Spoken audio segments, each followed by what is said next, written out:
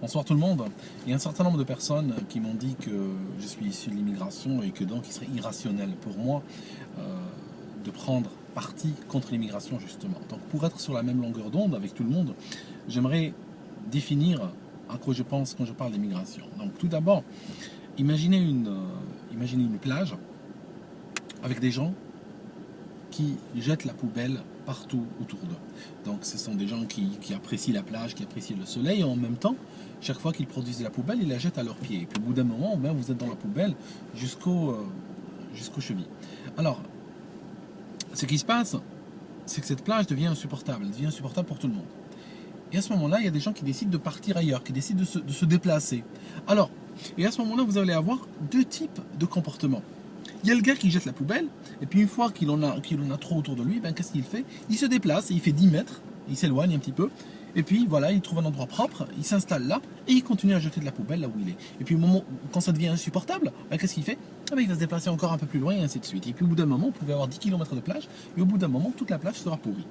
Vous avez là-dedans aussi des gens qui trouvent ce genre de comportement inacceptable, et puis qui rêvent de trouver un endroit, qui rêvent de trouver une plage, où il y a des gens propres, qui ne jettent pas de la poubelle autour d'eux. Donc là, je parle que de la poubelle. Donc ils ne jettent pas de la poubelle autour d'eux, et puis ils vont vouloir les rejoindre, et à ce moment-là, ils vont s'installer avec eux, puis ils vont être extrêmement respectueux de cet environnement, parce qu'ils se disent, waouh, voilà ce que le comportement de ces gens nous apporte, et ça nous apporte une plage qu'on peut apprécier.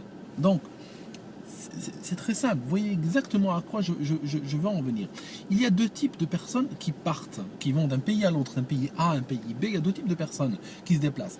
Il y a les émigrés, il y a des gens qui cherchent à émigrer, ça signifie ce sont des gens qui partent, mais qui ont peut-être fait une remise en cause, une remise en cause de leur propre personne, une remise en cause de leur propre société, et qui cherchent à rejoindre une société qui leur semble, tout du moins, proche de leur propre manière à eux à voir le monde. Ça, c'est la première catégorie de personnes.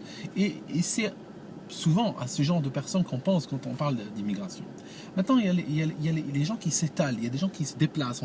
On peut parler, au lieu de parler d'immigration dans le cadre de ces personnes-là, on peut parler d'étalement, on peut parler de déplacement, peu importe. Alors, ce sont des gens qui, par leur comportement, rendent un pays insupportable, rendent un pays infernal à vivre. Et une fois que ça devient insupportable pour tout le monde, y compris eux-mêmes, qu'est-ce qu'ils font? Ils se déplacent, ils s'étalent, ils partent ailleurs, ils débarquent dans un pays différent qui n'a pas encore été touché par le fléau qu'ils représentent eux-mêmes.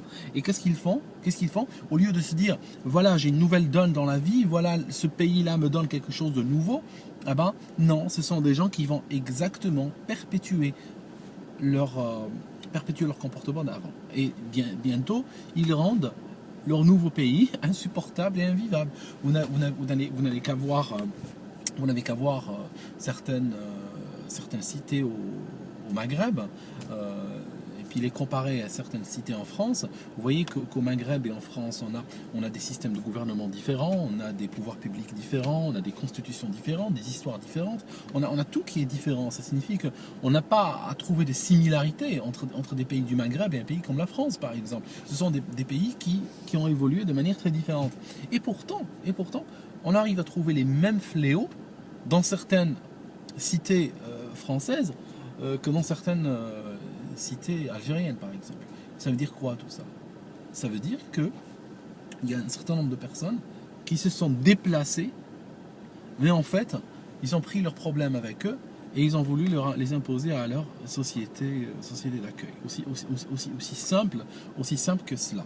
Et moi, dans ma démarche, je suis en train de défendre mon habitat écologique, tout simplement. Il y a des gens qui disent, mais pourquoi ça le regarde, lui? Ben moi, ça me regarde parce que je suis parti, moi j'aurais voulu être dans mon pays. Aujourd'hui, je suis en Angleterre, mais je vous assure que j'aurais aimé, j'aurais voulu. Mon rêve à moi, mon espoir, c'est de pouvoir vivre dans mon propre pays. J'aurais voulu ne jamais quitter mon pays. En quittant mon pays, j'ai perdu des choses auxquelles je tenais.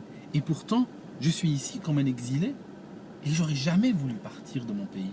Si mes concitoyens m'avaient permis de vivre avec eux, je ne demandais pas grand-chose à mes concitoyens, je leur demandais des choses très simples. Je leur ai demandé d'abandonner un petit peu leur manière de voir la religion, et je leur avais demandé d'abandonner la corruption. Donc en fait, c'est deux choses qu'on ne peut pas demander aujourd'hui aux Maghrébins. Le Maghrébin aujourd'hui est coincé entre la religion et la corruption. Ce sont les deux mamelles qui constituent son identité aujourd'hui et qui rendent la vie Avec lui, impossible. Donc moi, je ne mange pas du pain de la religion et je ne mange pas du pain de la corruption. Donc je n'ai pas le droit de vivre dans le Maghreb.